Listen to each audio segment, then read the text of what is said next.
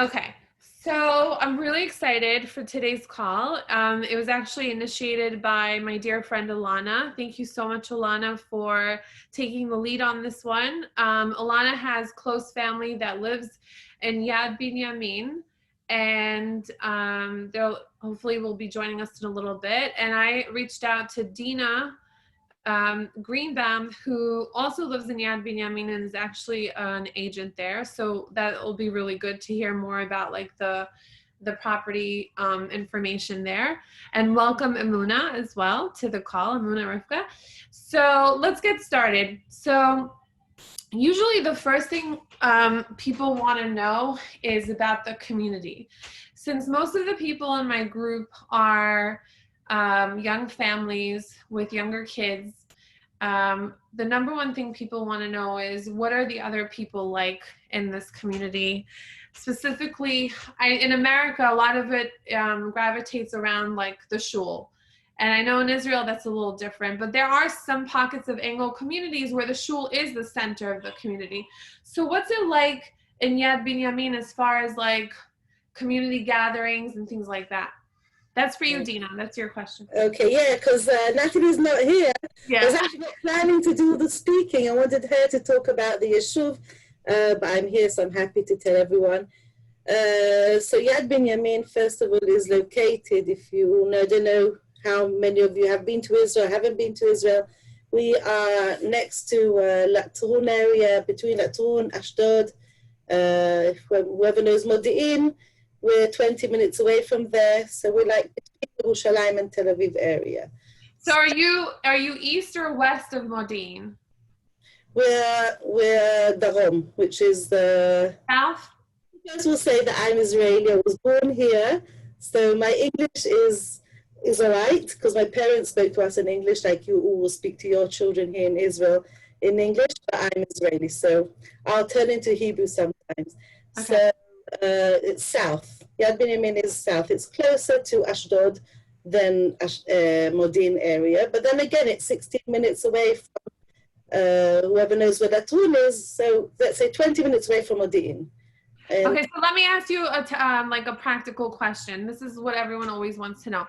How far is it from Jerusalem and how far is it from Tel Aviv? From Jerusalem, it's 35 minutes. Depends from where. Like 35 minutes on a good day, there's no traffic, and 50 minutes away from Tel Aviv. 15 or 50? 50, I would say, like with bad traffic. 20 minutes to Modi'in, and Bet Shemesh is also 20 minutes. Okay. So location's very central, yeah. And it's on the 6, which is, whoever knows Kvish 6, it's the road that takes you from north to south, crosses Israel from the one side to the other side. So, and would you say that it's a yeshuv, a moshav, or a city or a town? Yad Binyamin is a yeshuv. It's in Moatza Ezorit Nachal Sorek, attached to other yeshuvim, Ganei Tal, Chafetz Chaim. I don't know if anyone of you heard. Is that no? But what? Okay, explain to us what is a yeshuv and how is that different from like a town? Like, what's unique to a place when it's called a yeshuv? Yeshuv is a small town.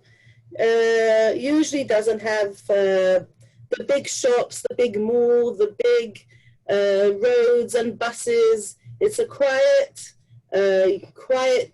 place with, as you said before, with the kehila, with the shul, with the activities around the people there.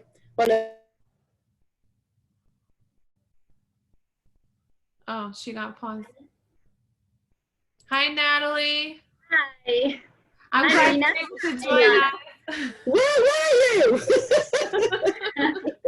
I'm so sorry. I somehow had it in my head 9:30. I remember a 9:30 something. I think we originally thought it was 8:30 and then we moved it to 9, but I had in my head 9:30, so I'm so sorry. That's fine. We only just got started 5 minutes ago, and I asked, you're welcome to join. I was asking Dina what the number one thing that the families in my group want to know is community-wise, what the community-wise. So she was just talking a little bit about Rather than Natalie tell you, because she had it all set in mind to tell you all this, and okay. I didn't prepare myself for it. I'm happy to add to whatever Natalie will have to say. Okay. All right. Cool. All right. So Natalie, take the mic. Okay. Well, I didn't prepare a speech or anything. No. I have a lot of questions. Don't worry. Okay. So you don't need to Okay, great. What I was So, asking is more related to the people. Like, for example, by us in America, shul is really where people get to meet new people. There's like activities for kids, things like that. So I know in Israel it's a little bit different. So I wanted to see, how do people connect? How does a community come together? Is it around the shul, or is it more like things that happen throughout the week? well, I think we have to divide it up to Yad Binyamin before Corona and Yad Binyamin during this whole Corona time with COVID-19, because things are very different at the moment. Yeah. In general, the shuls bring the communities together. There are a few different shuls on your shul, so based on which community you belong to, that's how you'll meet some of the couples, get to know your kids, get to know the other kids. Obviously through your kids who go to the different schools and they're in the ganim and the kindergartens. So you're also meeting the parents through that, and that also forms some kind of a circle of friends, because your children have their friends and then you're friends with their parents.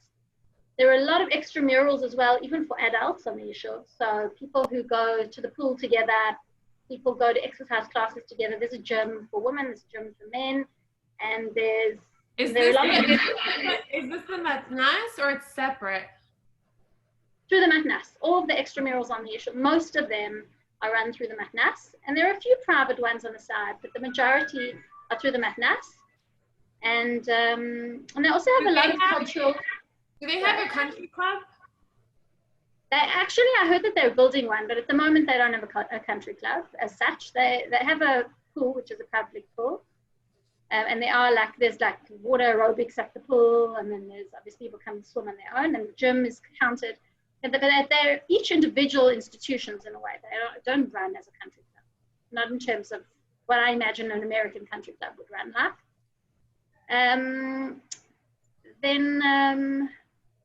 So what I was saying is that's where people would also meet each other. They would all be going to the same exercise classes, and then get to know each other. Obviously, as well, neighbors.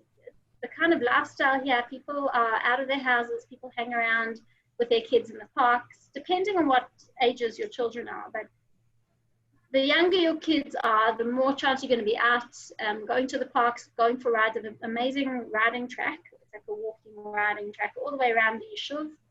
And kids can ride their bikes. A lot of people go for walks, go for runs. So people sometimes meet up, especially in parks. That's where you meet other mothers, and you're sitting on the bench and your kids are riding down, sliding down the slides or whatever, and you get to meet each other. Obviously, as I said, since COVID, people venture out of their houses a lot less. A lot of even exercise classes, for example, are limited to the amount of people. And in general, and shuls are not running as they were. There would be like, for example, most shuls have a kiddush at least once a month, and sometimes more than that if there's a brit or if there's a bar mitzvah or whatever kind of simcha could be. So at the moment, none of the shuls are running. Well, they're running, but no women are going to shul. So let's put it that way, and no children are going to shul. Only as far as I know, only the men are going, and a limited amount of men. If you walk around the issue, you find millions of Midianim everywhere. All the men are out on the roads. Everyone's davening on the roads. I don't know how it is in your area, but here it's amazing. If you go out at 7 o'clock, Natalie, right? The roads are full of men. Like in the morning, you hear the shofar from all the roads. It's like shofar, 6 o'clock in the morning, then 7 o'clock in the morning, 8 o'clock, like from hour to hour. So it is like there is still people around doing. Yeah, no, of course. I want to ask you some follow-up questions just on what you shared so far, and then we can move further. Okay. A couple of things. So number one, shul-wise, like how would you describe the different types of communities? Is it modern Orthodox? Is it yeshivish? Like, how would you describe the types of community? I don't know if you can actually, first of all, you can definitely divide up Sephardi, Taimani, and Ashkenazi. And then they meant to be opening up another shul, I seem to remember. But basically, according to the Eidah, like which you know, from your background, that's what will make you decide to go to an Ashkenazi, like let's say an Ashkenazi shul. But then within the Ashkenazi shuls, there are a few, how many, 2 or 3, I think. And there you'll find yeshiverish people davening in all of them, like that. The guys, you know, learnt in YU, and the wives went to, what's it called, YU? I don't know. Stern. Oh, they'll go to New York and they'll study, and then they marry each other. There are a lot of those kinds of couples, and they don't all go to one shul. They're spread out. And then, like, coming from South Africa, there are a lot of amazing, good quality, like, rabbis from the community there that they ran their own shuls there. They were like the youth directors, and then they come to Yad Binyamin, and then they just sort of, you know, fit into one of the communities, but not one of the particular ones. It's very spread out, because also, I mean, they've tried as much as possible to not like exclusively have only an English-speaking shul, and then with all the Anglos, all the Americans, and then have another shul where all the Israelis, natives, you know, are dominating. So it actually works out to be quite mixed among. But naturally, what's the ratio, would you say, of Anglo to Israeli? I think there's around 70% Israeli and 30% Anglo. That's what I was going to say the same. Yeah. And is there like Bnei Akiva and things like that? Oh, for sure. There's a lot of youth groups running. There's Bnei Akiva, of course, and then there's one called Ezra, which is a little bit more separate than Bnei Akiva. There obviously is boys and girls, but they don't have their different typical and like their activities aren't run together. It's not boys and girls together, and there are a lot of other differences, different focuses that they put on teaching the kids. And then there's also one called Ariel, which is more Haredi. And then for girls, there's another thing, I forgot what's called, Benot or something like that. And the Ariel and the Benot are very separate. I'm trying to get a sense of how big this community is as far as numbers, be'erech, approximately. How many people would you say are in this yeshuv? There are 800 families. Mine is more than 800, but 800 families here in the yeshuv. Oh, that's pretty substantial. And then visually, you know, it's so hard for us, families that are like trying to understand. It's like, you can't really tell from like, you want to be there and you want to see it, you know, like visually when you're driving around or walking around, what do you see a lot of? Is it a lot of high-rise buildings? Is it a lot of houses? Is there a lot of space between houses? Is there like forest surrounding? Is it very green? Just to get a sense visually, what would you see if you came to Yad Binyamin? Well, for sure, buildings, you have to search to find the one building which is like an auditorium where they have all the cultural events. I sent you pictures, Rina. Oh, you did? Okay, great. All you can see is usually, I mean, your first impression is 1 or 2 or 3 or 4 story houses, but it's an individual house and a garden.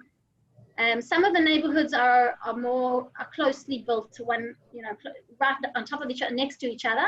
And some of them have a bit of a space between them, and there's a park across the road, or there's a green patch of grass for no apparent reason. But in general, people have nice big homes and a garden, usually with trees and flowers in their backyard. There are a lot of dogs, a lot of parks. Fortunes of parks. Most projects have a park in the middle. You mean like kids' playgrounds type of parks, or parks where you can go hiking or trails? Like what types of parks? Mainly parks with equipment, but the equipment changes as the community changes, because the municipality is very much in touch with the residents living here. And for example, when people started like people didn't move here with dogs, let's just put it that way. So let's say as they started noticing people were getting dogs, then they opened up a dog park. When they thought that kids were very into skating, and they built up a skate park. Things are changing all the time, and then they pull down the skate park, and then they build something else on top of it it's basically according to the needs of the community. But there are a lot of parks with equipment. slides and seesaws and merry-go-rounds and all of that. And what you're imagining maybe is like that Central Park. I've never been to America, so everything's from what I hear and see from movies and all that. But it's nothing like what I imagine Central Park to be. It's a massive piece of land. Yad Binyamin, I mean, Dina can maybe give you the exact measurements of the yeshuv, but there's a 4-kilometer circumference. That's all I can say. So a big circle. Yeah, it's built in a circle. That's why I described this running or riding track going around it, and surrounded by fields, which is part of the excitement for me, for the kids. You feel like you're out in nature. You look out, you see one morning, you wake up and there's cornfields growing there. They get so high, green and beautiful. You can wake up, you hear some tractors, you look out the window and they're busy cutting the corn. And it's like so exciting. The kids stand at the window and they watch. And then a few weeks later, suddenly you see cottons growing. And then a few weeks later, you see watermelons are growing in the field. So it's created this, for the kids, a little bit more of a connection to where their fruit and vegetables come from. Well, not their fruit, but their vegetables. But fruit as well, actually. There's a lot of pomegranate groves and there's sunflower fields and there's peach trees. I mean, my husband and I, we love to go out and explore. And there's the area is called Nachal Sorek. Our specific yeshuv is called Yad Binyamin, but it includes a lot of different yeshuvim.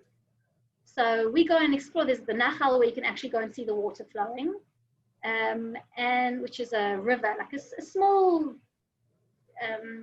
a river that eventually reaches the sea. And in general, there's like a lot of different things in all the different fields. So we go riding on our bikes and we go and explore, and there's a lot of open spaces. People come from the cities and they come for rides. We sometimes see people on bike rides. They've put their bikes on the back of their cars, driven down towards where we live, which is a lot more of these open fields and open lands. There's also the Air Force Base, which is relatively close, which you obviously can't enter, but it's part of the background noise of Yad Binyamin is the fighter planes that fly overhead, especially in times of war or whatever kind of military action is happening at the time. But usually it's a source of pride for the kids, for everybody. You look up and you know that it's your soldiers fighting, and my kids particularly look up and then they say, oh, there's a missile at the back. You can see, oh, it's F-15, it's F-16, it's, I don't know, the different Hercules. I've heard these words along the years, but that's another thing to, like, if you're trying to imagine what Yad Binyamin is like, the Air Force Base, I think, it does hold a very specific, it gives a certain feel. You're aware of it. And Yad Yom Ha'atzmaut, they open up the base and people go and they see all the different fighter planes and they get to see all the different, if there's tanks or whatever. It's sounds beautiful. I actually just saw someone this week post like a family outing at Nachal Sorek, and I wrote it down on my list of places to go to in Israel because it looks so beautiful. Wow, I mean, it sounds really, really beautiful what you described. When you said like all those all that agriculture, does that mean that Yad Binyamin is surrounded by farmland? Is there a lot of agriculture in the area? Yeah, it's completely surrounded by farmlands. There's not even one city directly next to it. Wow. In between the different yeshuvim are also farmlands. It's usually the people who live in yeshuvim own those lands. There's also a big water reservoir. Not everybody knows about it, but that's also in between all the different lands, but completely surrounded. It's not a city life at all. Well, I think that probably is like a big appeal. I'll tell you, from a lot of the places we've been interviewing, it sounds like high-rise buildings is where a lot of developers are going as far as new communities. So it doesn't sound like you guys have that many high-rise buildings, if at all. It sounds like it's mainly private homes. Yeah, there are no high-rise buildings at all. I've heard that they've spoken, I know that on the cards is extending a certain very limited portion of land. And there I heard that they would maybe do 2 levels of sort of a building, but with only 2 levels. And it would be for more younger families with smaller with less kids. But that it's on the cards, but nothing's been built. There's no foundations laid or anything, so no one's committed to anything there.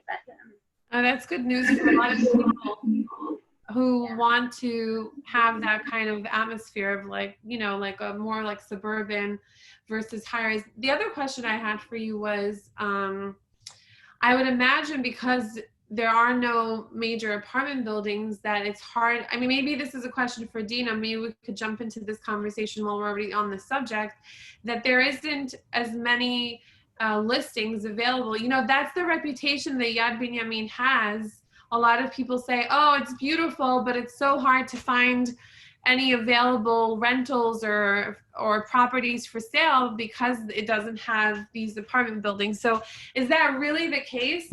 And if that's the case and someone is interested in moving to Yad Binyamin, what is your advice for this, for how to prepare to move there if they did want to move there? Okay, so Yad Binyamin has really only private houses. As I said, there's 800 families. It's a big issue with a lot of houses. Baruch Hashem, people are happy and not moving. So there's not a lot of movement here. Every year we've got 4 to 5 people moving. It's expensive, so some people, after they rent, they can't afford buying here, which is always my first question. Afterwards, I'll tell you about that when we speak about real estate. So there's 4 to 5 houses available every year. Let's say 3 for rent, whatever. It changes, but it's not a lot bigger of houses. What I suggest is, like all of us now speaking, I don't think you're coming on Aliyah in the next month, Halavai, I wish you were, but usually people start off this time of the year, and during the year things open up, and then I'm in touch with them, and then during, like, before Pesach, after Pesach, things open up and people start thinking of moving. They come to me, and then we start offering their houses. So it's good to start from now, even though there's not a lot of houses. And then we build up till those specific houses, 4 or 5 houses available. So that's where we could start working on them. So no one needs to pick up and say no, there's no houses available, I'm not going to Yad Binyamin. It's all b'shet. If it's for you, you'll find your house here. And every year we have nice olim coming, so Baruch Hashem also this year. So it's always worth trying, but there's no amount of houses available. Sorry, go ahead. Yeah, I just wanted to add that what Dina said is that the changeover is quite low. Like, people aren't moving very quickly, but there definitely are families. Not necessarily only renters that are moving because the rent gets too high, because some people own their houses and then decide to sell their houses for whatever reasons. But, Yad Binyamin is for a specific, well, as far as I see it, from the stage of life that I'm in,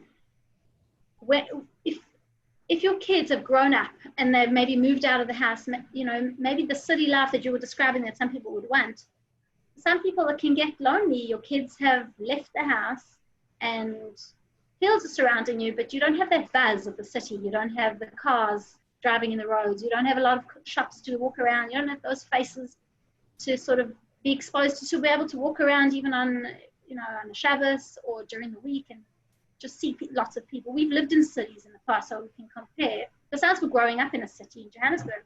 Even within Israel, we've lived in that city life in Perach Tikva and Givat Shmuel, and it's very, very different lifestyle. So for your kids to have that independence and for your kids to have such a carefree lifestyle, they can ride their bikes and get to school. And when you're running up and down and you're preparing meals and you're taking your kids to school and extramurals, it's the perfect place.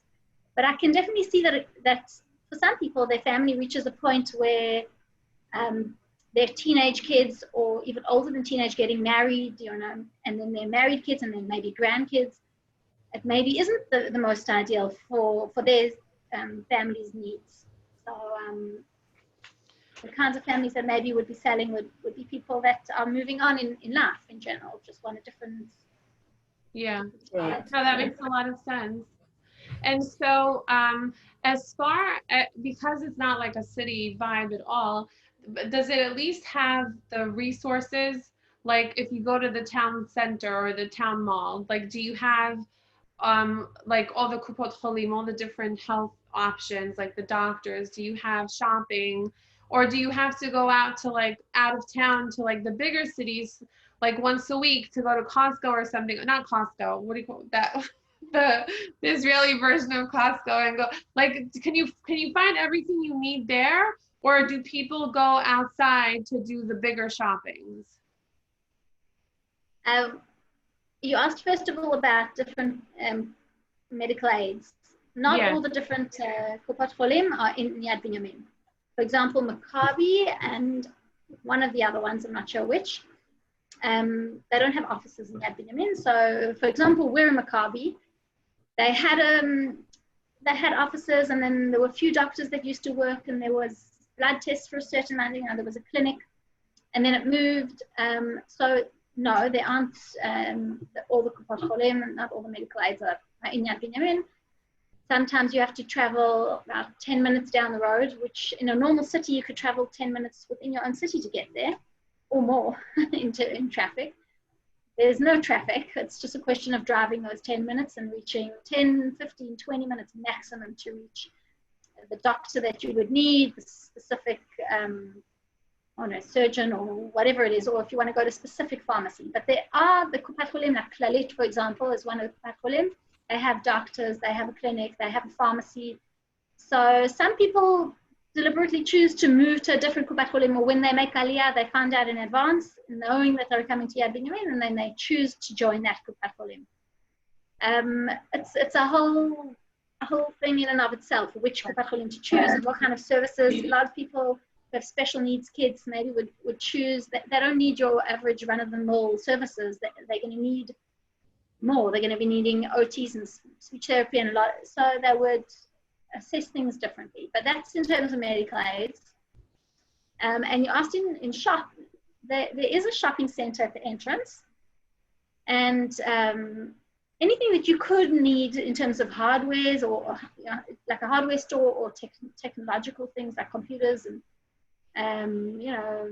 speakers, whatever, earphones, if you needed groceries. So there are shops in Yad Binyamin. Do they have like big supermarkets where you could get all your shop from there? There's one main big supermarket in Yad Binyamin, which is a chain that exists in other cities. But I think the Yad Binyamin community is spoilt in many ways. And they don't want to be limited to look in only one shop that sells limited products. They want to get the best fruit and vegetables, and people want to go and get the best prices. And sometimes the prices in Yad Binyamin can be a little bit higher in terms of, like, we live basically in, we consider the south in some ways, but we consider the center in other ways. It depends what you're looking at. Like I work in a place where we're considered the machoz of the Merkaz. So that means we're part of the center. We're considered equal to Tel Aviv and all that. But a lot of people look at Yad Binyamin as being south. And a lot of the shops, a lot of the yeshuvim and whatever down south, they have also just, they sell a lot of fruit and vegetables. You get stalls, you get like the farms sell their produce. So you can get a lot of cheap stuff outside of Yad Binyamin, cheaper than within, within the yeshuv. So people definitely do go and do big shops out of the yeshuv.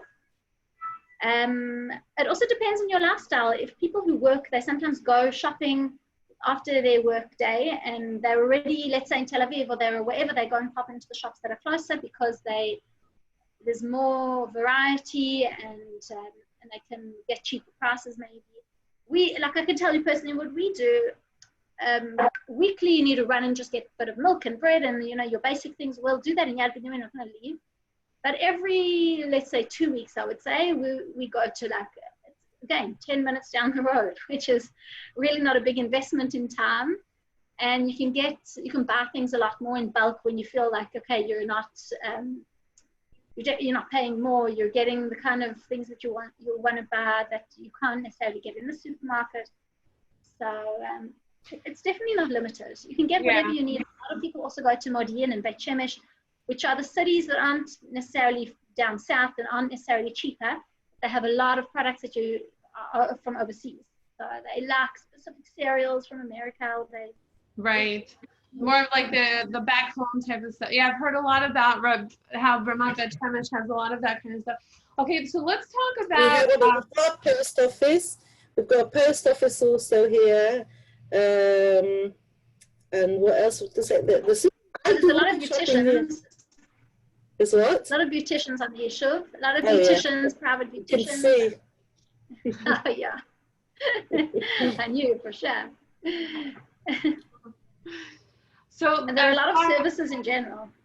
A lot of small businesses. A lot of small businesses. I mean, I couldn't even start to.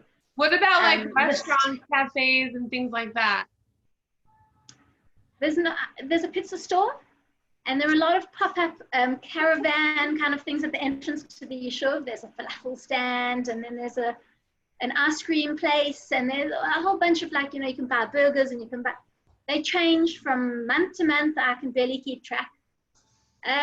We don't frequent them as much. It's not like our hangout because it's not the experience of coming and sitting down at a mensch in a restaurant. People will usually leave the yeshiva if that's what you're looking to celebrate an anniversary, or if you want to sit down and have a family meal. People usually go down to Gedera or Kiryat Malachi, or they go to Modi'in, or they go to Yerushalayim. And Yerushalayim is like a hop, skip, and a jump away as well. You get on a bus if you're going to bus, which most people don't, but a bus is about 35 minutes away to get to like the entrance of Yerushalayim. And to drive depends where you're going in Yerushalayim, of course, but it's also well, that's leading into my next question, which it sounds like it's the kind of place where you would need to have a car. And my other question was, if people want to travel to Jerusalem or Bet Shemesh or Tel Aviv, is there a train around there, or like what do most people do? There's a train station about I think it's about 10 minutes to drive away, and there's buses up and down to the train station as well. So you don't. Is the train station stop called Yad Binyamin, or is it a different? It's called. Malachi Yoav. Yeah. Okay. The closest station, some people take, you have to know with trains, which trains are directly going to different cities. There's a train also in Yavne that a lot of people take. But if someone wanted to work in Tel Aviv or in Jerusalem, how long would it take them to, I'm just saying, a lot of people ask me the car question, whether, if they get work in Jerusalem or they get work in Tel Aviv, are they okay with public transportation, or would they need a car? Well, Yerushalayim, to get to Yerushalayim in public transport is not at all an issue. There's buses all the time throughout the day, and it takes you can get off at the central bus station and get anywhere from there. And some of the buses even carry on within Yerushalayim, and you can get off wherever. And my husband, for example, works in Yerushalayim. He works at the Joint, and at the moment they're working from home. But in general, he goes in every single day, and he buses in and out. Not an issue at all. And he worked in Tel Aviv as well before that.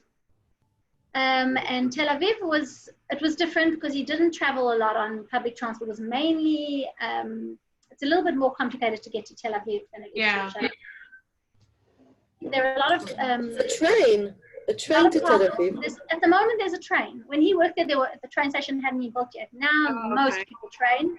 Most people train takes you directly into Tel Aviv. Not an issue. But there are a lot of carpools. I don't know about Corona now, if people are giving each other lifts, and there's certain regulations how many people you're allowed in your car that aren't part of your nuclear family. But in general, people to get to Tel Aviv, to get to Yerushalayim is not at all an issue.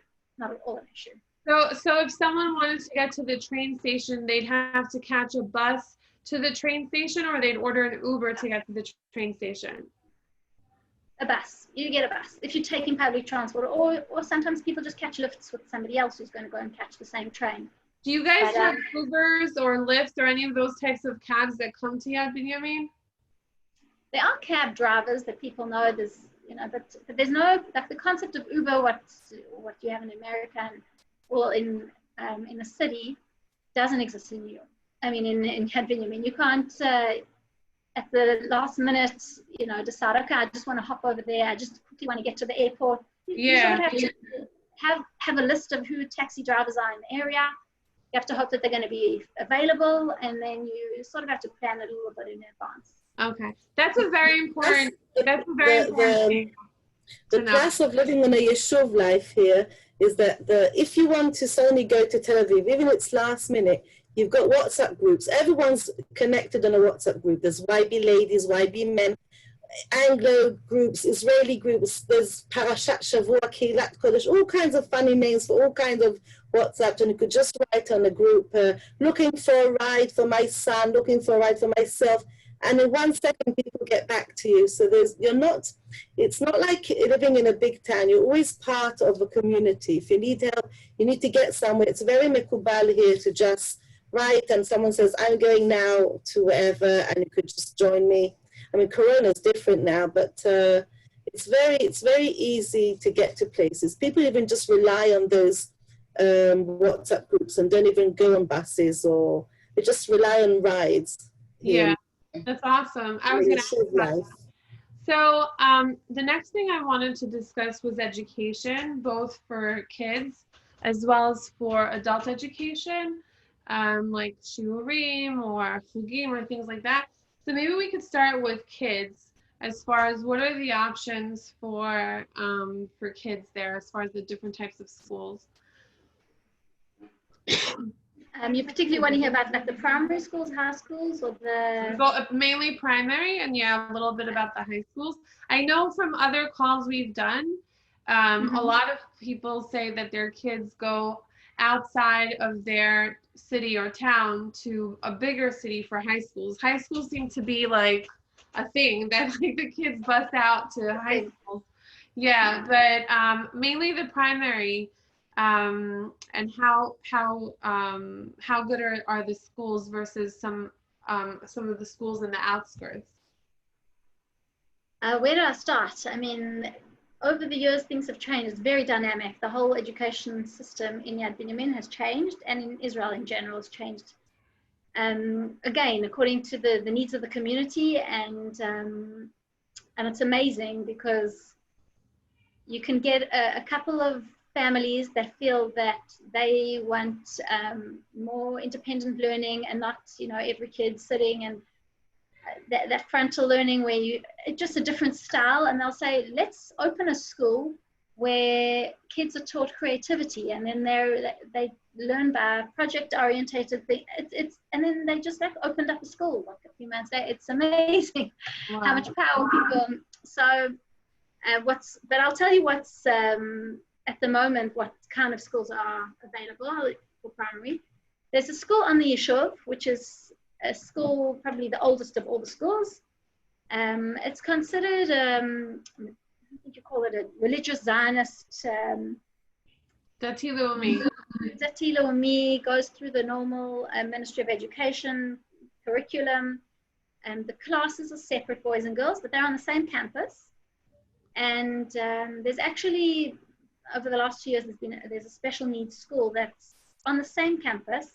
And before Corona, the kids also were integrated a little bit into the classes, according to their abilities. They special needs were only there. I'm not talking about kids that are mentally challenged or or high on the spectrum or anything. It's mainly kids with learning disorders and ADHD, and then they can cope in a normal classroom environment. But anyway, that's the special needs that's on this campus of the regular school, and that's the biggest of all the schools. Over the years, the numbers have dwindled because of all the special schools, and I say special meaning like unique in their mission in terms of teaching their kids, that a lot of people have now splintered off into the other schools. So there's that. What's the name of the big school?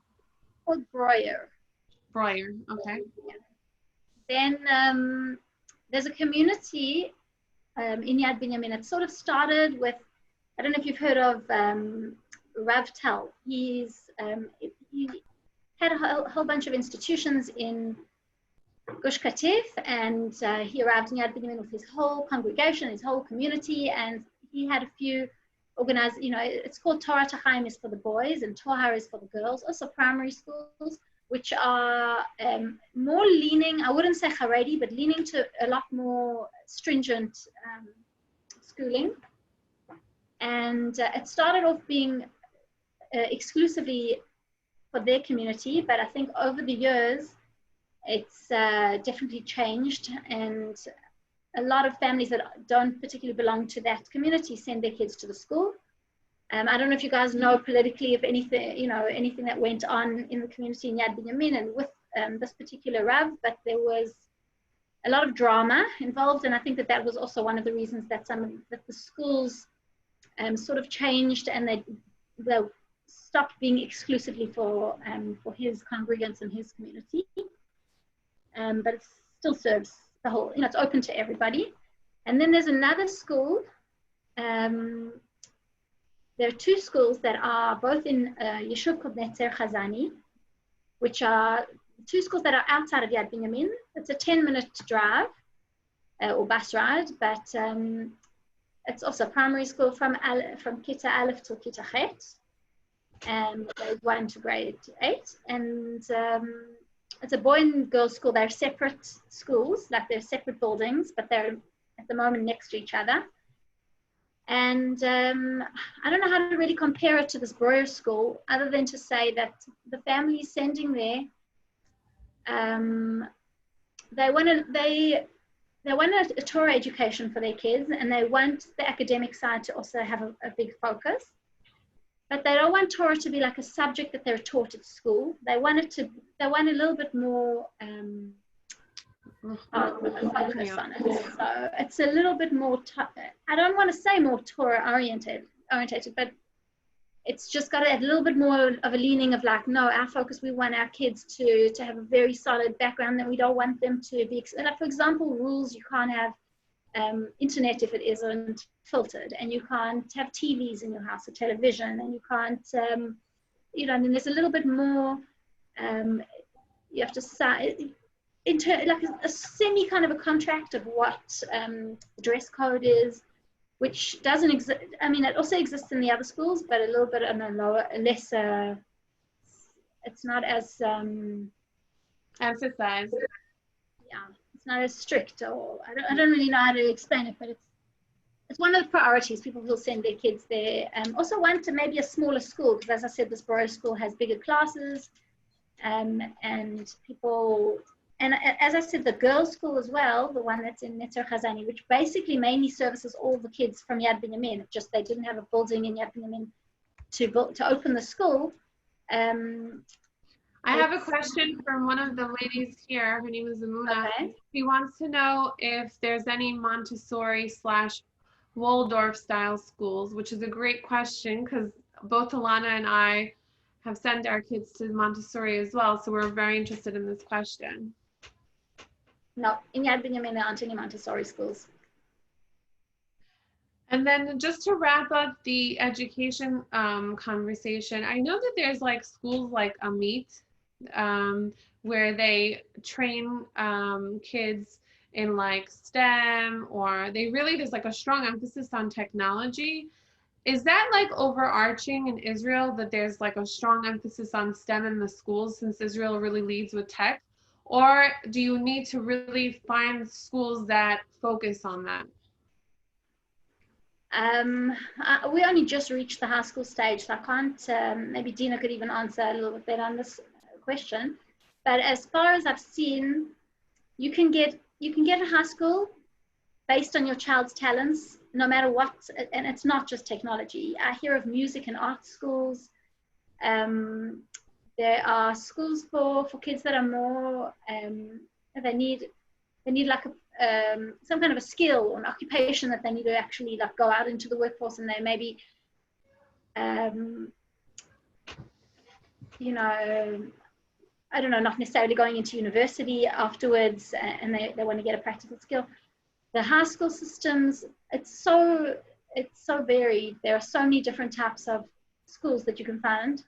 And they're not in Yad Binyamin, like you'd have to find them outside. I'm talking about, yes, outside of Yad Binyamin. Outside of Yad Binyamin, most people, most people, I think, in the whole country aren't looking only within their city. When they look for high school, they decide what their kids' special talents are, what their interests are, what they want to study further, and then they look for what would help them progress. And Elena is also asking about, have you heard of any of outdoor schools, like where they go hiking, where there's like a real emphasis about nature and being in the outdoors in the environment? yeah, for sure. There's also high schools like that, where the focus is on adventures and exploring and nature, and for sure. But there's one, I don't know, Mitzvah Ramon I've heard of. Mitzvah Ramon, and there's one also, it's called Yeshiva Svivatit. As Natalie said, there's an answer for everyone. You said exactly what it is. Anything you want, you can find in Israel. Also, it's so laid back here. They're so caring and there for the children. I don't know. I know how it is in England. I've got a niece who's 16 years old, and she's doing these big exams. When my children are busy on Tiulim and having fun or wherever, when it's time for Bagriyot, they start when they're Yud Aleph Yud Bet. That's when you're 17, 18, and that's when you really are serious and you're learning. But till then, every school gives you so much, if it's technology, if it's Vivati for Tiulim, if it's a regular yeshiva that gives you a variety of everything. There's an answer for every child, which I find really special in Israel. That's are you both referring to, just want to clarify this, because I mean, it sounds amazing, but are you both referring to like when kids go to sleepaway school, like when they don't stay home and they go to like high schools where they live on campus? As we said, like the supermarket, people like go shopping on the other one because it's not your own supermarket. You could always find something better out. So not only in Yad Binyamin, everywhere in Israel, my children learned out of Yad Binyamin. Some children learn in Yad Binyamin from outside coming to us. So yes, a lot of children go to Pnimiot here. In Yad Binyamin itself, there's a yeshiva and an ulpana in Chafetz Chaim next door. So whoever doesn't want to send their children out easily could stay in Yad Binyamin. And there's Torah, which is Torani too, very Torani. It's more Haredi, not Haredi, as Natalie said before, it's Torani plus. And there's the Ulpana, which is Torani Ragil. Natalie helped me with the English. And there's also the Yeshiva, which is the same, like it's the continuation of the style of Breuer school, the Yeshiva and the Ulpana here. So if you don't want to send out, you've got an option of leaving here. I want to tell you, as someone who's coming from America, as a mom, I find the whole educational system in Israel so overwhelming, like to get my head around. Like, I wish there were like educational gurus or experts that could just break it down for us and explain. Because they're educational consultants. Really? I've heard of a lot of families that have met with, especially before choosing high schools for their kids, to understand the whole system, to understand what their options are, to understand how they have to go around doing it. For sure, there's educational consultants you can meet with, and they can explain to you how it all works. And that's their job. You know, I definitely have heard of people who met with them.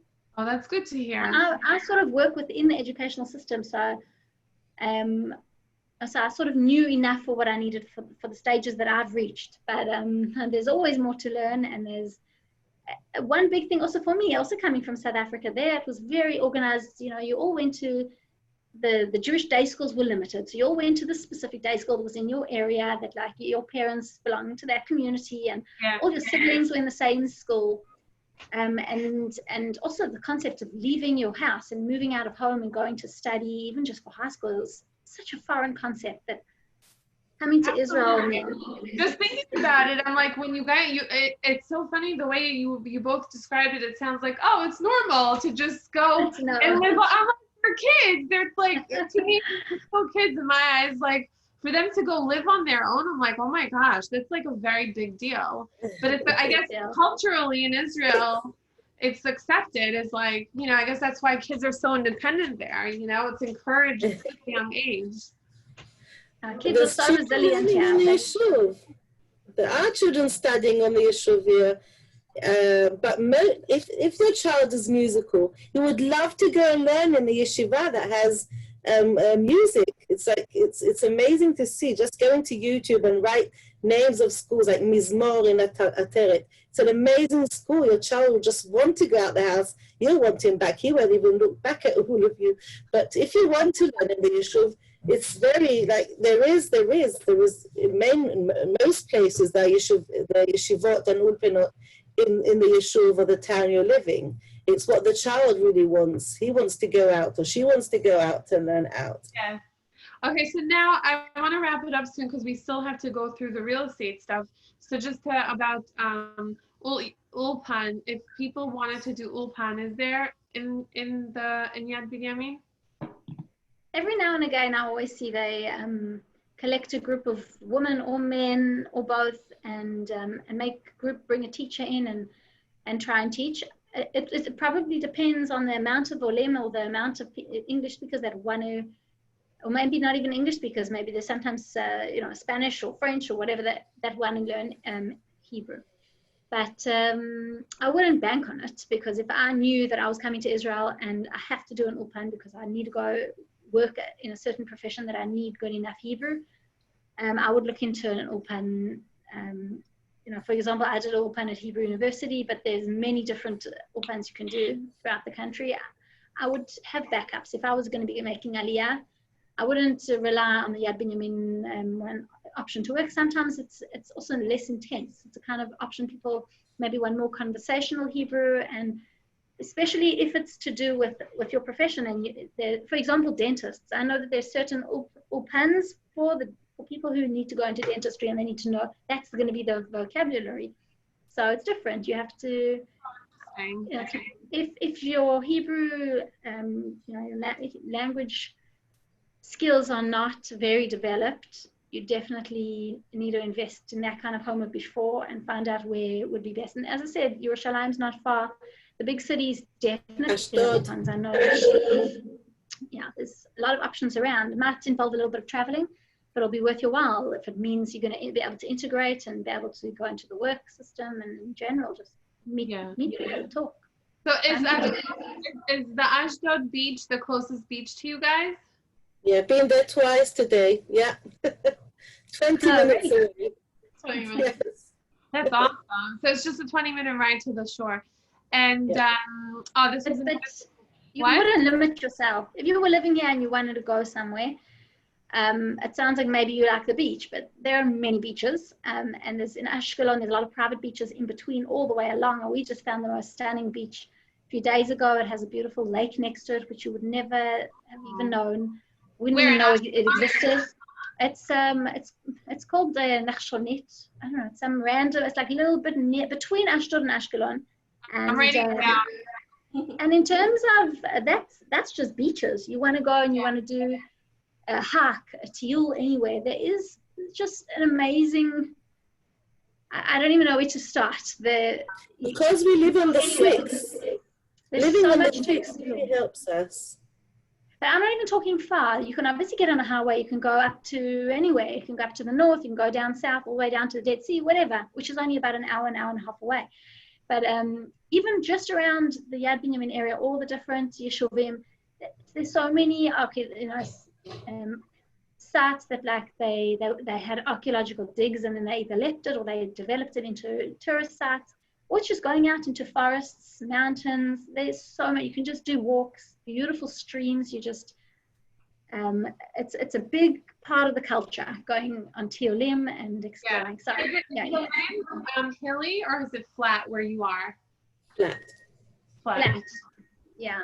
And I've got boys older than Natalie, and they're so busy on the issue. The past month, they haven't left the issue. They've been doing what Natalie said. They've been to the forest on their bikes. They went to the Mayan down the road, across the road on their bikes with Bnei Akiva. They've been so busy here. They're not looking to go out because they've got so much to do here. And weather-wise, is it like Tel Aviv type of weather where it's hot or humid, or is it more like Jerusalem where it's dry and cool at night? Hot and humid. Unhumid. Coming from Florida, so I'm very lucky in the winter. It's warmer here in the winter than other places. But July, August is the hard months. But the children are busy going to these streams and the beach and riding their bikes in the evening and the night time. There's enough to do. What's important is the Moatzah here. How do you say Moatzah? The municipality, yeah, the council, local council. It's not a rich council, but they're there to give us everything we want. If the children want something, they're very busy giving the teenagers here everything they need. So you won't find children here looking out to go to places. They're so busy doing activities now. Even in the Corona time now, they've been doing things. They've been giving them all kinds of options of doing. So courses, you could do first aid courses, and there was sewing and makeup courses and all sorts of things. People, and obviously also the Tiolim tours. And all different. All of this is based in the matnas. That's like where all the happening is. Also the matnas and also the moatzah. The moatzah and the matnas work a lot together. So we know who's doing what. But the children themselves, from age 3 to 30, call up the Rosh Moatzah, his name is Eli, for anything. Children call him, "Tavi lanu pizzot, tavi lanu chultot," and they're there just to provide the children and to make them work also to get what they want. From that age till adults asking for serious stuff of helping and whatever. So I just wanted to talk about the real estate a little bit. And also I know that I'm sure Alana, but also Muna have questions. So let me just do a screen share. I'm going to open up the, I think Dina, I'm going to start with, what do you recommend? Should we start with the rental that's available now? There's one renter available now across the road to Natalie. Is that the one you sent me? I sent you actually, I think, a picture of the fields around. Have a look. Wow, this is beautiful. Picture of what Natalie was telling you before of the cornfields. I think it's a cornfields there. Just to understand the beauty of. What are we looking at, Dina? What are we looking at here? This picture I took from Kvish Sheva, which is right outside the Yishuv, and you can see Natalie's house. I can't point, right? But the roofs are where on the on the left, where the red roofs are. That's where Natalie lives. So, I love how flat it is, and that there's no buildings. I love that. So that's the idea. It's all private houses. It's all flat, and it's surrounded with fields all around. And as Natalie said, it changes from. I'm just going to open up some more of these pictures. Open all the pictures. This is the shul. Which shul is this one? This is the Bet Knesset Merkazi. Is this Ashkenaz or Mizrahi? Ashkenazi shul. The Sephardi shul was stunning also. It's right next door. The whole idea when I show people the house, the shul in Yad Binyamin, the Yad Binyamin itself, I always take them first to the Bet Knesset. Why? Because the Sephardi and the Ashkenazi are attached together with a bridge between them. And that just shows what the idea of Yad Binyamin, that there's no like Ashkenazim and Sephardim. Everyone lives together, and the shul are attached, and the rabbis from that shul go to the other shul, and there's a nice mix of everyone. Beautiful. It's like starting from the shul. This is a swimming pool. Where is this pool? Is this part of the matnas? This is it's a private pool, belongs to the no, it belongs to Matnas. Belongs to Matnas. Matnas now. Wow, this is amazing. Natalie and I meet each other there. Natalie goes earlier. She goes at 6:37 to the pool, and then I come at 8 o'clock, and that's where we meet swimming with other ladies there. It's also important to say that the yeshuv has separate. The yeshuv is the separate hours. There's always separate hours. There's no mixed swimming in the yeshuv. Oh, wow. Okay. I love that. So the yeshuv is the tilomi to begin with. And then there's the tilomi plus and plus. So it starts off from a separate swimming yeshuv. So that's the idea of also the Ramadat of the yeshuv. Yeah, I think that says a lot, actually, Dina. Thank you for sharing that.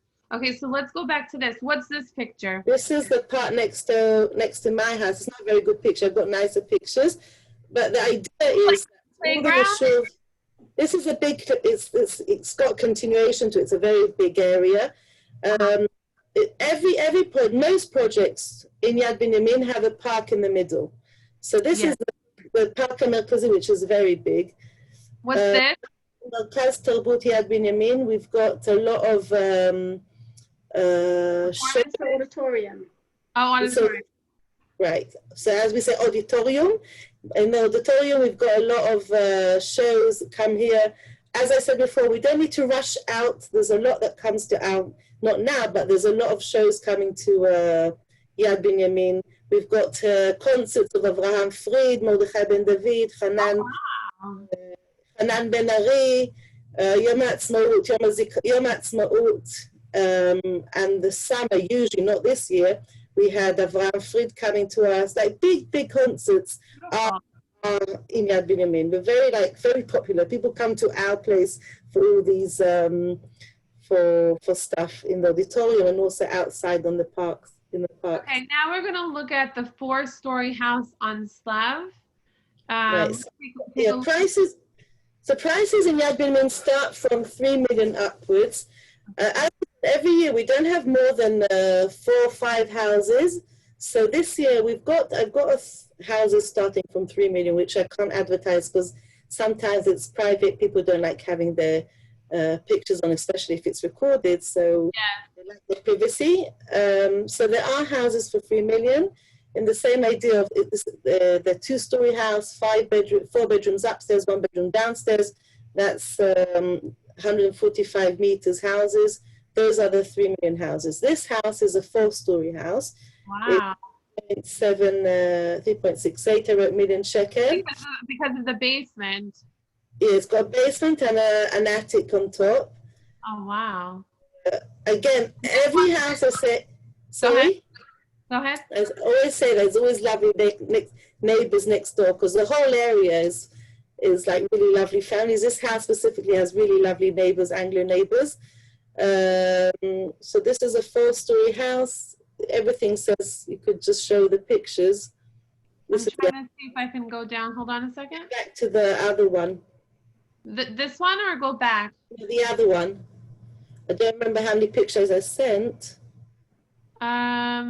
It says house on Slav, house on Shachav. The Slav house, the Slav. House? Okay. So here were the pictures. So you can see the standard of the houses. These are Kablanim houses, builders who build a whole project of houses which are similar to each other. Do people not have pools? Yes. It's not a thing to have pools? The bigger houses, the private houses have pools. The do they have those, ground pools, or do they have those above ground pools? Some have proper pools, but most now everyone's bought a pool because no one weren't able to go to the big pool till not long ago. These houses, there is space for a pool, not an enormous pool like the private houses have, but there is a possibility to put a pool above that you buy, not. Wait, are you saying this house is not considered private? They're all private houses. It's a Kablan house. When I say private, it's a Bnei Betcha house, which is a private builder. Like you build a plot of land and then you build a house on it. Let me ask you an important question. Most of what we've done a bunch of community calls so far, and every time they tell us like $1 million plus, and the houses are Jewish property, they're attached. To me, that's crazy. You're paying like $1 million and you don't even get, you're like attached to another house. I don't get that. So is that? As I say, all the prices in Israel are going to go up. And I seriously, in the past 18 years I've been in real estate, I see it. And it's just amazing. The prices are going up and up and up. So prices it's expensive. No, but what I mean is that in Yad Binyamin, the houses are detached. This house is a dom mishpachti. It's attached. This one, The It's one also a dom mishpachti. Mishpachti. The houses detached are already in the 5 million, 6 million, 4 to 6. So these are all dom mishpachti houses, but this is a very big dom mishpachti house. You don't even realize it's a dom mishpachti because it's a big house. How do people like? Can you hear your neighbors when you're attached to another house? Can you actually hear them? No, it depends what project. In this specific house, then no. There is a project they can hear. In this house, no. There's one project that does have problems, but not this one. So let's talk numbers, because I mean, this place sounds fabulous, and I'm sure a lot of people are going to want to know tachlis how much it is to rent. So let's say people want a 3-bedroom. I'm not talking Israeli style. 3 bedrooms, like actual bedrooms, like a 3-bedroom house for rent in Yad Binyamin. How much would it be to rent? So there's no 4-room. We call it 4-room. There's no 3-bedroom. Because it's all private houses. So it's a 4-bedroom house. Okay. So from 7,000 upwards. 7,000 is around $2,000 a month. I don't know in dollars. So About 2.5. Yeah, something like that. So besides it goes up. Does that include any other expenses like taxes, water, any of the other stuff, or all of that is separate? No, it's all separate. It's all separate. So it's the house, and then you've got everything else to add on. There's the arnona, the tax, there's chashmal and mayim that you have to add on to it. How much are we talking approximately, like an average budget for a family that rents or owns a 5-room house? How much are those expenses separate from the actual cost of the house? So a 5-room house. So let's say the arnona would be something like 600 shekel a month. And electricity depends on the house, and also depends if it's July or August. Obviously, your air conditioning is going all the time, so it could go from 600 to 1,200 shekel, I would say, for 2 months. And then gas is, you get balloons here. You don't have a regular gas. You get tanks of, I don't know how you call it in America, but ballonim shel gas, so that you pay 400 shekel, but that takes you for, let's say, more than half 6 months. That would be. So you've got arnona, that, and then you've got mayim, which is, how much is, I think it's connected to the arnona also. So is arnona like state tax? Is that what arnona is? Yeah. State tax? Got it. Okay. Yeah. And then as far as municipal taxes. Got it. Okay.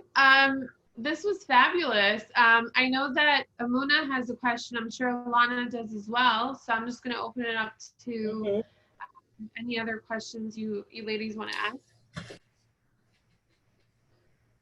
You want to go first? I just have a short question. Go ahead, Alana.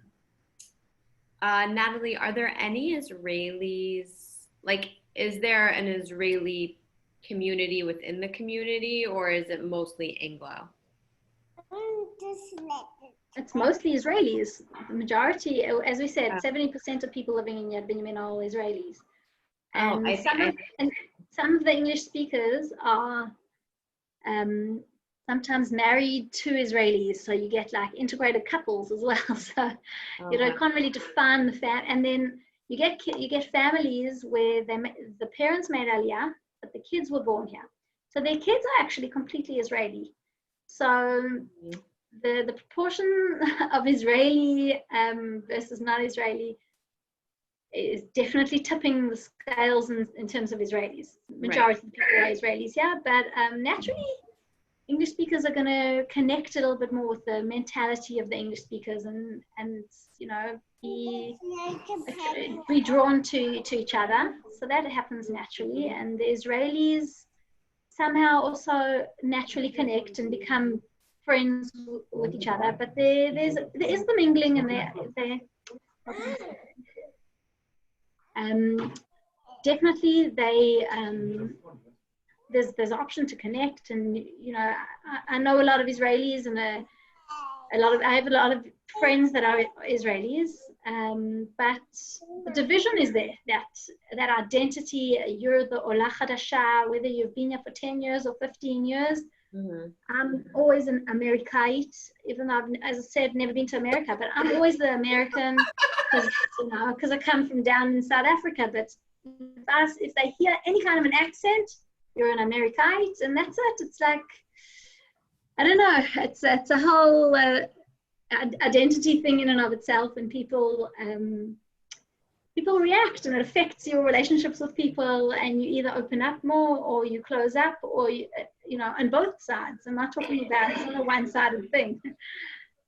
So anyway, that's just to answer your question in terms of, you know, there are a lot of Israelis, and you can take your pick, and you know, some people make a conscious decision, they want to be more friends with, you know, they want to integrate and be Israeli themselves and get their kids to be connected with more of the Israeli families. Then they'll make that concerted effort, and they'll invite Israeli families over. But having been here for many years, and having been through different stages of wanting, you know, not wanting to stand out and to be more Israeli, and then, you know, keeping in my little cocoon and only being friends with English speakers, eventually you find your balance, and you don't limit yourself, and you say, you know, connect to another human being, you know, at their title of exactly what their nationality is and how many years they've been in the country, or whether they're married, or whether they're married to, it sort of becomes irrelevant over the years. But in the beginning, I understand like your concerns, but like from the beginning, you need to know it's a very divided. Okay, thanks, Natalie. Speak Hebrew anyway, and they'll fight in Hebrew for sure. You won't hear them speaking a lot of English. Mona, you wanted to ask a question? Yeah, I have a question. I guess it's for Dina. I've seen a lot of pictures of houses and communities in different yeshuvim. I've just been like Google searching all these different neighborhoods that we would want to be in. And all these houses, they kind of look like they're one on top of each other. Like there's no space in between houses. And, you know, we want to have like a big backyard. So is that available in Yad Binyamin, or is that something that's like an American thing to have a house with a big backyard because you're not really like going out and exploring? You're on mute, Dina. On mute. I've been to America and I've seen American houses, and you can't compare Israel to America. When I used to work in Ramat Bet Shemesh, I still work, and when I take people out to see houses, even houses, the Americans say to me how small they are. So you can't really compare what you've got where you are now to here. But there's different kinds of sizes of houses, but it's also a different price range. You can get a big house here on a plot of like a chetzi dunam, which is, let's say, 500 meters plot of land, the 300-meter house on it, but it's not as big as, I'm guessing, your places in Chutz La'aretz. So everything, you get used to the size of houses once you start living here. But it's depending on the price range of what you can afford and what you can buy here in Yad Binyamin. And other places, obviously, the same. So the houses here are quite close to each other. They're not so far away from each other. But then again, it's your neighbor who you would love and you want to be close to her. It's a different kind of thinking when you live here. It's like funny, your children go out the house by themselves. They don't wait for you. They go to the next door neighbor, to the other side of the yeshuv by themselves, because that's the kind of environment you're looking for when you live here. You're not looking to live in your own park, your own garden, your own house the whole time. Your children want to be out on their bikes or going by themselves, playing to school by themselves. They're not there to live their life at home. So that's the mindset we will have changed. That will change when you come here. You're not looking for the big, enormous area at home to play or to be at, because your children want to be out. So the houses are smaller. The gardens are smaller, but they don't need to be bigger than what they are. It's just, you just get used to it. So in Yad Binyamin, you do have bigger houses. The price range is higher. Depends what you can afford. But they are close to each other. They're not sticking too much, but they are close. Dina, thank you for that. That's a really good reframe, actually. I feel like that's been consistent with a lot of the different communities we've been talking about, is this freedom that the kids have to just like go out. And you're right, in America, people are pretty like in their bubble, in their house. It's just a different cultural perspective. You know, I just forgot to ask you really quickly, as far as like shiurim and learning for women, or just bichlal, I mean, it sounds like this is a pretty religious yishuv, bichlal, but is it active as far as learning? Natalie? The Israelis are very busy. Like There's a lot of learning going on, a lot of learning happening in Hebrew that I know about. And there's also a lot of learning in English. The English learning, some of it is outsourced, meaning people will maybe bring in somebody to talk in Yad Binyamin, or they'll connect themselves to some kind of an organization like Nishmat or certain other kinds of organizations, and then go and join workshops or join shiurim that they have running. And also, the women of Yad Binyamin are divided also in terms of how many hours they're working, if they work at all. I'm a working mother, and so I don't always have the privilege of joining all of the Torah classes, but always on maternity leave, I love joining. Like there was a morning Parshat Shavua shiur, and then every Monday, right? Okay, I don't remember what the week was. It was like there was another forum, you know, for everybody to get together afterwards. Obviously, everyone schmoozed and whatever. And then on Shabbos, there's something that goes on basically throughout the year, where all the women of the community, everybody has something to teach each other. So they make shiurim where somebody hosts it in a different home every single week. So everybody sort of gets to see each other's homes, and everybody gets to host. And each person prepares their talk. Some of the talks, they have source sheets, and it's like really intense. And sometimes people just talk. What? The women's thing, the women's classes, where they go around to, is it in English or in Hebrew? In English. That's in English. I was only mainly putting focus on the English ones because that's what I used to look into. But maybe Dina can tell you more about the Israeli Hebrew learning system. It would probably take a few years if you're talking about Ulpan and asking questions like that. It would be a bit of a jump to start going to Israeli shiurim. Yeah. So there definitely is one. I'm Israeli. I speak fluent Hebrew, so that would be fine. Okay. Well, listen, this has been wonderful. I wanna wrap it up because it's getting a little late. Kids are calling me, but I just wanted to say thank you so much. Firstly, thank you to Alana for initiating this call with Natalie. Thank you to Dina for all the resources, all the guidance, and it's just been so wonderful. Like this hasn't even been on my radar, and just in the last few weeks, a lot of people have been talking about it. So I think my group is going to be very excited to hear what you all shared. Emuna, thank you for joining. And is it okay for me to put some people in touch with you who want to have like follow-up questions from the call about the community or anything like that? Okay. With pleasure. Also, on Facebook, I've got a lot written about Yad Binyamin, so everyone could go into my Facebook, Dina Greenbaum, Dina Real Estate. But for sure, I'm here to answer any questions with pleasure. Do you have pictures of the community and stuff? I can't hear what? Sorry? Do you take pictures? When I'm in touch with people from Chutz La'aretz, I go in the car and I start taking videos of the whole area. So when they get VIP with me, everything. I go into the shul, I show them the shul, the houses, the people on the road, people wave on the phone. You can get the whole idea of the place just from driving around and seeing everything. It would be good if you had that recorded, because then you could share it with a lot of people, but I think that's amazing that you do that. Anyway, thank you everybody. Yeah. I'm going to share this recording with the group. Thank you for organizing everything, and good luck. Good luck to everybody. Thank you. Thank you, Natalie. Yeah. Bye, Lana. Nice to see you. Bye, Mona. Bye. Thanks, Rina. To you.